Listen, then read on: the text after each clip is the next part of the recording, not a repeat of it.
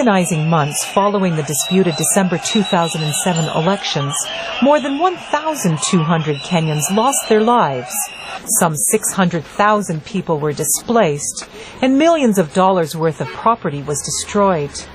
The two main presidential candidates signed a power-sharing agreement at the end of February 2008. The power-sharing deal led to commitments to stop the violence immediately, overcome the political crisis, promote reconciliation and healing, and implement long-term government and security reforms.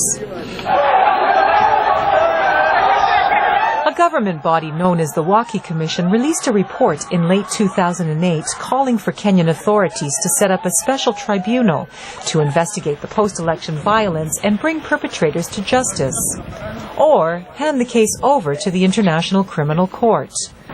The first part of 2009 saw lawmakers argue about and eventually reject the special tribunal. Mwalimu Mati is executive director of the government watchdog Mars Group Kenya. When we look at the WAKI Commission, the Kenya National Commission on Human Rights investigation into post-election violence, both of them describe a situation in which high-level politicians, some of whom are in the current government, sort of the business aspects of the business elite, prominent Kenyans really, are the organizers, the financiers, and really the masterminds behind the post-election violence. The ICC kept a keen eye on events unfolding in Kenya. In July, a high-level Kenyan government delegation met with ICC prosecutor Luis Moreno Ocampo in The Hague and set September 30th as the deadline to set up the special tribunal.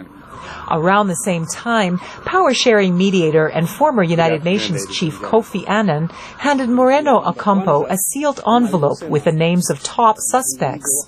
The deadline to set up the special tribunal came and went. Government spokesman Alfred Mutua says the failure to set up the tribunal was due more to technical errors than lack of political will. To tell you the truth, the government is not very pleased with the whole idea of the ICC taking over the prosecutions. This is because as a country we should be able to manage our own internal affairs. Mars Group Kenya's Mati disagrees. In order to accept that there will be accountability through the special tribunal, the government has to sacrifice some of its members or make them subject to domestic court proceedings. This is a political sacrifice they are unwilling to make. On November 26, Moreno Ocampo announced he would ask ICC judges to open investigations to identify and prosecute high-level perpetrators. Earlier that week, he invited victims of the post-election violence to submit their testimonies to the ICC. These alleged crimes were part of a widespread and systematic attack against the Kenyan civilian population.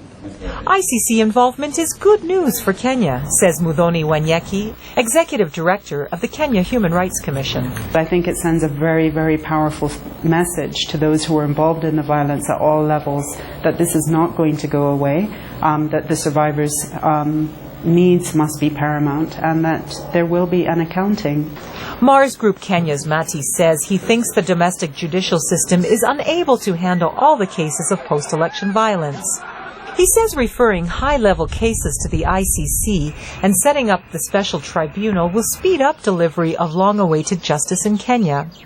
But human rights activists say they are worried about the safety of those sending evidence to the ICC. They say Kenyan government structures to protect whistleblowers are weak or non-existent. Kathy Maitini for VOA News, Nairobi.